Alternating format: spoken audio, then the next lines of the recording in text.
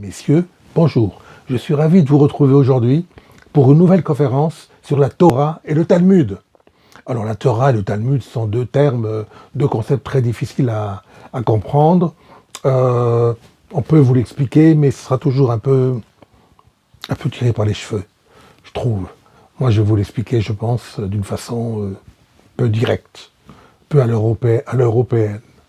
Je ne suis pas juif, je n'ai pas la prétention j'ai l'impression d'étudier beaucoup la Torah et beaucoup le Talmud, mais je n'ai pas la prétention d'être véritablement un rabbin. Je ne suis pas un rabbin. Je ne suis pas un raf. J'aurais bien aimé l'être. Peut-être qu'en une vie antérieure, je l'ai été.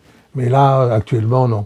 Je ne suis qu'un pauvre et misérable médecin qui lit un petit peu de temps en temps et qui vous propage un petit peu quelques informations.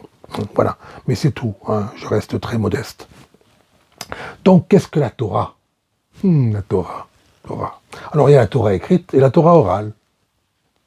La Torah écrite, qu'est-ce que c'est? Eh bien, la Torah écrite, elle est codée. Ah, elle est codée. Donc, peut-on l'étudier comme ça? Ah ben non. On ne peut pas l'étudier si on n'étudie pas la Torah orale. Ah, qu'est-ce que c'est la Torah orale? Ben, la Torah orale, il faut un maître.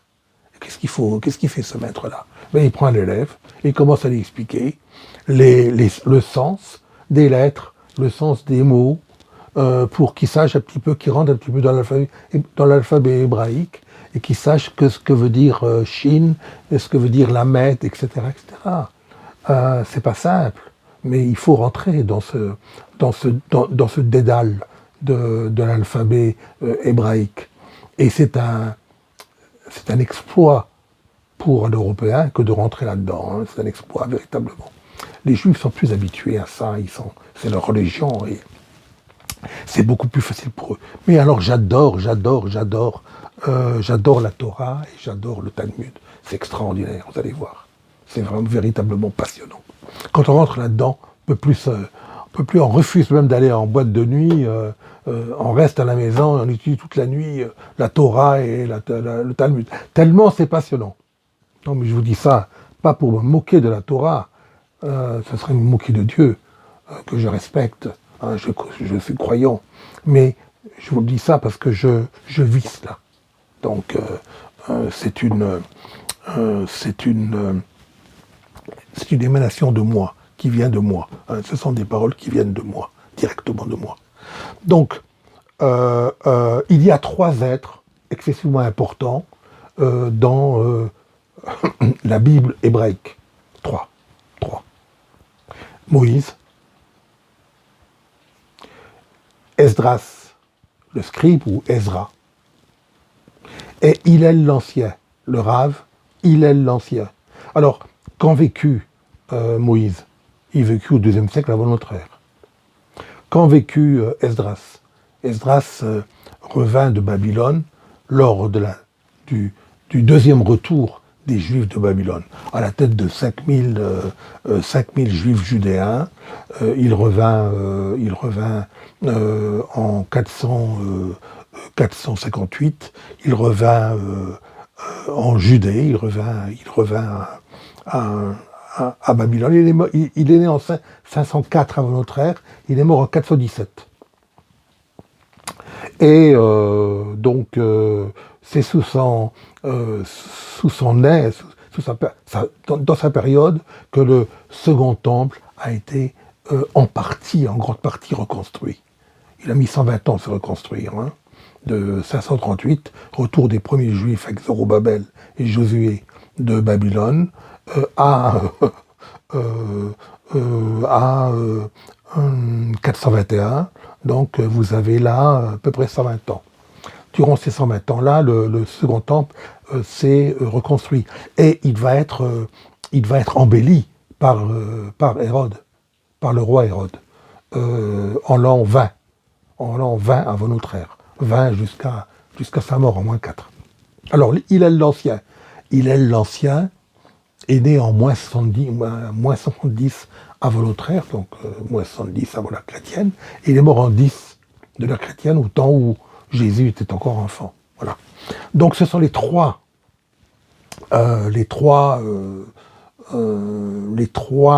personnages qui ont mérité de tenir la Torah originelle dans leurs mains, tellement ils étaient élevés et ils étaient en contact avec Dieu. Voilà, donc ce sont des personnages excessivement importants. Ce sont eux qui ont construit, qui ont véritablement construit la Torah orale. Donc la Torah orale, je reviens, Torah orale. Torah écrite, c'est un code, et comment expliquer le code, c'est la Torah orale. Hein. Alors, qu'est-ce que le Talmud? Ah, le Talmud. Alors, dans le Talmud, il y a deux strates extrêmement importantes. C'est la Mishnah, M-I-S-H-N-A, et la Gemara, G-U-E-M-A-R-A. La Mishnah et la Gemara. Qu'est-ce que la Mishnah? Hein, la Mishnah. Qu'est-ce que la Mishnah? La Mishnah, c'est le pendant oral de la Torah écrite. Donc, quand on a la Torah écrite sous les yeux, quand on la lit, on ne comprend pas. Mais quand on maîtrise la Mishnah, on répète constamment cette Torah écrite. Torah écrite. Donc, nous voilà au début de l'ère chrétienne. Que se passe-t-il au début de l'ère chrétienne? Il y a la destruction du second temple de Jérusalem, qui est détruit en 68 ou 70, les historiens ne sont pas trop d'accord, par les légions romaines de Titus. Ensuite, les événements économiques, mais surtout les événements sociaux en Judée sont très scabreux, très difficiles, notamment avec la révolte de Bar Kokhba dont je vous parlerai tout à l'heure, 130, 132, 135. Donc il devient évident pour certains rabbins qui se disent, mais bon sang, cette Torah orale, là, on devrait la mettre par écrit, afin qu'elle ne s'oublie pas. Et si on oublie la Torah orale, il n'y aura plus de religion. Et si on laisse la Torah orale comme ça subsister, mais il va y avoir plusieurs religions. D'ailleurs, le Rambam, pardon, excusez-moi, Moïse Maïmonide aurait dit, il fut un temps où les divergences entre les écoles étaient tellement grandes que on fut obligé de mettre la Torah orale par écrit. Pourquoi? Parce qu'il y aurait eu deux Torahs, voire même trois Torahs. Donc, qui dit deux Torahs dit deux religions différentes. Qui dit trois Torahs dit trois religions différentes. Donc, ça aurait été, excusez-moi du terme vulgaire que je vais employer, mais c'eût été le bordel, véritablement. Hein, voilà. Donc, c'est pour cette raison que on s'est dit, oui, il va falloir mettre la Torah orale par écrit. Donc, la Torah orale commence à être mise par écrit, et cette Torah orale-là, elle fut répétée, bien sûr, par les Tanaïm, c'est-à-dire les Tana, les répétiteurs, mais surtout analysée par les Amoraïm, c'est les rabbins qui discutent, les rabbins qui analysent, les rabbins qui cherchent les contradictions, qui rentrent dans les opinions diverses et divergentes, contradictoires, excessivement importantes quand vous rentrez là-dedans. Vous rentrez dans un paysage véritablement divin. Et donc, alors, pour être simple maintenant, en quelques mots, le Talmud, la compilation du Talmud, qui est le pendant oral, qui est le pendant oral de la Torah écrite, c'est-à-dire la Mishnah, ce Talmud-là, on a mis 5 siècles à le répéter constamment. De moins 300 à plus 200. Ben, à un moment donné, il y a un certain rabbin, Judas Anassi. Retenez bien ce nom. Hein. Judas Anassi. H-A-N-A-2-S-I. Anassi. Il a dit, c'est terminé. Moi, je clôture la compilation de la Torah écrite, de la Torah orale par écrit. C'est-à-dire, je la mets par écrit. La Torah orale, je la mets par écrit. L'enseignement oral, je le mets par écrit. Ça, il n'y aura plus de Talmud seulement oral, il y aura du Talmud écrit. Je le mets par écrit. Donc c'est le grand rabbin de la 5e génération. Voilà. Donc en quelques mots, hein, je vous ai raconté un petit peu ce qu'est la Torah et ce qu'est le Talmud. Donc distinguons bien.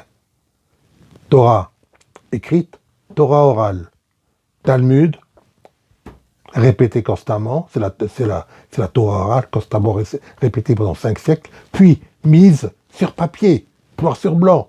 J'écris sur une feuille. Donc j'écris presque au laser. Je mets sur une feuille ce qu'est l'enseignement écrit. Je mets sur une feuille. Comme ça, il ne bougera pas. On saura le retrouver. Il sera, entre guillemets, éternel. Éternel. Voilà ce qu'est la Torah et ce qu'est le Talmud. Et la Gemara, c'est quoi? C'est les Amoraïm qui font les disputations au Moyen-Âge entre 200 et 400, et qui se gargarisent un petit peu de toute cette philosophie divine excessivement complexe, parce que la Torah, mais sur le Talmud, s'intéresse un petit peu à tout, hein, à la façon dont vous mangez, à la façon dont vous allez dormir, à la façon dont vous allez vous réveiller, à la façon dont vous allez jeûner, à la façon dont vous allez faire Shabbat, etc., etc. Hein. Je ne rentre pas dans les détails, parce que là, j'en aurai pour 2 heures, hein, minimum. Voilà. Donc, nous distinguons 2 Talmuds. Il y a le Talmud de Jérusalem et le Talmud de Babylone. Alors, je vais vous parler d'abord du Talmud de Jérusalem, que j'aime beaucoup, bien que le Talmud de Babylone soit beaucoup plus substantiel et beaucoup plus intéressant à étudier, beaucoup plus fort que le Talmud de Babylone, que le Talmud de Jérusalem, ou plutôt de Palestine, parce que les rabbins n'étaient plus au début de l'ère chrétienne, les rabbins ont été expulsés de Jérusalem, donc ils se sont installés dans une ville qui s'appelle Yavne. Donc ils étaient en Palestine, ils n'étaient plus à Jérusalem. Mais on l'appelle, c'était des rabbins qui venaient de Jérusalem, donc on a appelé le Talmud de Jérusalem. Alors, dans le Talmud de Jérusalem, je vous ai parlé tout à l'heure d'un personnage illustre, Hillel l'Ancien, H-I-2-L-E-L, Hillel l'Ancien. Hillel l'Ancien qui a vécu de moins 70 à plus 10. Alors, on considère que c'est le premier rabbin de la première génération. Mais la tradition le rejette un petit peu, le met un petit peu de côté, et dit il y a eu 5 générations. Alors, quelles sont ces générations? Première génération va de moins 40 à plus 80. Première génération. Alors, dans cette première génération, il y a un Rav qui est très important. C'est le Rav Yohan, Y-O-H-A-2-N, Yohan ben Zakkai. Zakkai. Z-A-2-K-A-I-Tréma. Il est né en moins 47 et il est mort en plus 73. Autrement dit, il est mort à l'âge de 120 ans. 120 ans. Il a eu le temps de répéter dans son Talmud, de répéter moult fois la Torah orale. Il a eu et la Torah écrite. Il a eu beaucoup de temps. La deuxième génération, c'est une période qui s'étend de la destruction du Second Temple, 68-70 de notre ère, jusqu'à la révolte de Bar Kokhba, 132-135 après Jésus-Christ. Hein. Donc elle a été matée par le général Adrien, qui deviendra plus tard l'empereur Adrien. Elle a été matée par les 3 ans de révolte, matée par les légions romaines de l'empereur Adrien. Donc dans cette période, il y a un rabbin qui est très excessivement important, qui s'appelle Rav Yehoshua, qui est mort en 131 de notre ère. Yehoshua. Alors la troisième génération, elle est traditionnellement associée à la révolte de Bar Shokba. C'est le Rav Akiva, que les Juifs adorent, hein, ou Akiba, on ne sait pas très bien comment il s'appelle, Akiva, né en 15 et mort en 135 après Jésus-Christ. Donc il est mort quand même à l'âge de 120 ans aussi, lui. Hein. Il a vécu pas mal d'années, hein, 120 ans. Donc il a eu le temps de beaucoup travailler. Beaucoup travailler, bravo à lui. Je pense que son retour vers l'un sur la table sur l'échelle de Jacob sera beaucoup plus rapide que pour la plupart des hommes. La quatrième génération. Alors il y a un rave là que j'adore, un rabbin que j'adore, c'est le rabbin Shimon Bar Yochai, qui est né en 111, qui est mort en 161, il est mort à 90 ans. 71, 161. Il transmis oralement, semble-t-il, il a transmis oralement, parce qu'il n'a pas écrit, il a transmis oralement le Zohar, qui sera écrit plus tard, entre 1250 et 1304, par Michel de Léon, le rabbin Michel de Léon. C'est un grand personnage. Il a vécu dans une grotte avec son fils. Il était poursuivi par les autorités romaines de l'époque. Il a vécu dans une grotte. Et ils avaient le temps de répéter constamment cet enseignement oral du Talmud. Constamment. Et d'écrire aussi, pas d'écrire. Ses disciples, il avait à peu près 8-9 disciples dans cette grotte. Ils ont vécu misérablement, avec des écorchures sur la peau, etc., des déshydratations énormes. Bon, enfin, soit, ça, c'est toute une histoire. Il y a aussi beaucoup de légendes là-dedans, hein, mais c'est un très grand personnage, le rabbin Shimon Bar Yochai, très grand personnage. Le cinquième, alors c'est le fameux Judas Hanassi, dont je vous ai parlé, le rabbin Judas Hanassi. Il est mort en 135. Lorsque Akiva est mort, il est né en 135, lorsque Akiva est mort en 135, il est né lui en 135. Il est mort en 217. Alors c'est lui qui a dit qu'il a transgressé la loi, parce qu'il était interdit de mettre l'enseignement oral par écrit. Mais il a dit, je transgresse la loi rabbinique, et je vais mettre l'enseignement oral par écrit, afin qu'elle reste. Et maintenant, de nos jours, lorsque vous avez une page de la Torah, vous avez la Gemara au centre, la Mishnah au centre, en haut, en bas vous avez la Gemara, à droite vous avez de l'enseignement, vous avez une écriture Ashri, le fameux Ashri qui est né en 1040, qui est mort en 1105, à Troyes, il a vécu à Troyes. C'était la grande école judaïque de France, à Troyes, et Ashri, et les Tosefot sur la gauche, la marche de gauche, les Tosefot écrits en Ashri également. On écrit des Ashri, écriture hébraïque, araméenne, très complexe. Voilà, lorsque vous avez une page de la Torah, lorsque vous ouvrez la Torah, dans les nouveaux qui sont écrits, qui sont insérés au laser, depuis les années 80, les Juifs font ça très très bien. Très très bien. Alors, après Hanassi, on dit qu'il a clôturé la compilation de la mise en page de l'enseignement oral.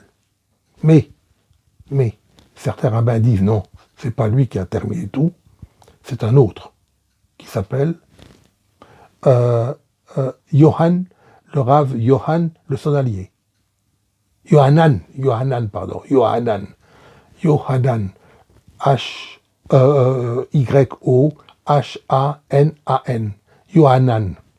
le Sandalier. Pourquoi le Sandalier? Parce qu'il était cordonnier. Il est mort en 247. Et la tradition dit, ce n'est même pas Yohanan le savetier, le cordonnier, le sandalier, pardon, qui a fait cela. Ce sont deux rabbins que l'on appelle le Rav Mona et le Rav Yoni, qui sont morts aux alentours. Ils ont clôturé la compilation de l'enseignement oral par écrit aux alentours de 350. Donc c'est, disons, 4e siècle, milieu du 4e siècle. Le Talmud de Jérusalem et le Talmud de Palestine est terminé. Maintenant, passons au Talmud de Babylone. Alors, quel est celui qui a fait la compilation du Talmud de Babylone? Alors, qui c'est? C'est le Rav Abba Arika. Abba Arika. Né en 280, mort en 377. Il a vécu longtemps quand même. Hein. C'est 99 ans. Mort à 99 ans. Et enfin, la tradition rapporte que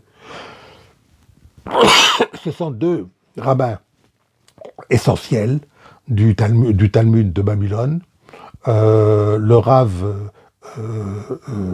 Ashi et Ravina II. Rav Ashi a travaillé entre 375 et 427. Et Ravina II est mort en 499. Mais la tradition dit le Talmud de Babylone n'a pas été terminé avec le fameux Abba Arika, ni même avec Rav Ashi et avec Ravina II, mais elle s'est terminée à la fin du 8e, voire même début du 9e siècle. Début du 9e siècle. Donc, vous vous rappellerez de cela. Hein. Voilà, donc, je vous ai un petit peu... Alors bon, j'ai oublié de vous dire que dans les Amoraïm, il y a 8 générations d'Amoraïm. Je ne vais pas vous les épeler parce que, bon, moi-même, je ne les connais pas par cœur. Ils sont très complexes. Seuls les spécialistes, les grands spécialistes des Amoraïm peuvent vous en parler. Hein. Je les ai quelque part dans mes documents. Je les ai, mais bon, ils sont très complexes. Donc, rappelons-nous, hein, la Torah écrite, Torah orale. Torah écrite, c'est quoi? Elle est codée, donc elle est difficilement compréhensible. La Torah orale nous explique le sens des mots, la nature des mots, le nombre auquel ces mots, qu'est-ce que ces mots donnent comme nombre, à quoi les nombres, à quoi servent-ils, ils sont associés à quelles lettres, etc. C'est ça que la Torah orale nous explique. On ne peut pas étudier la Torah écrite sans étudier la Torah orale. Quand on rentre de la Torah écrite, on rentre de la Torah orale. Et le Talmud, c'est quoi? Ben, c'est la répétition, c'est la Mishnah, c'est la répétition. Hein. D'ailleurs, il y a Moïse Maïmonide qui a écrit la Mishneh Torah. La Mishneh Torah, c'est quoi? Ah ben, il a dit, c'est plus la peine de lire le Talmud, lisez mon livre, la Mishneh Torah, et vous saurez exact. Et vous connaîtrez également les 600 et quelques autres instructions que je vous donne. Vous les suivez tous à la lettre, et vous serez un juif parfait. Parfait. Voilà, donc j'espère que je n'ai pas trop dénaturé l'explication de la Torah et du Talmud. J'espère que si un rabbin écoute, j'espère qu'il me pardonnera